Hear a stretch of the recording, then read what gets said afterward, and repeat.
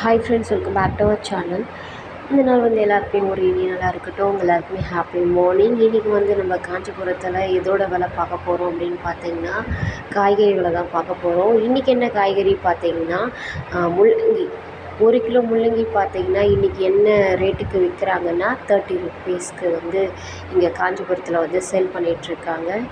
Like பண்ணுங்கள், comment பண்ணுங்கள், share பண்ணுங்கள். சப்ஸ்கிரைப் பண்ணாமல் பார்த்துட்டு இருந்தீங்கன்னா சப்ஸ்கிரைப் பண்ணிக்கோங்க.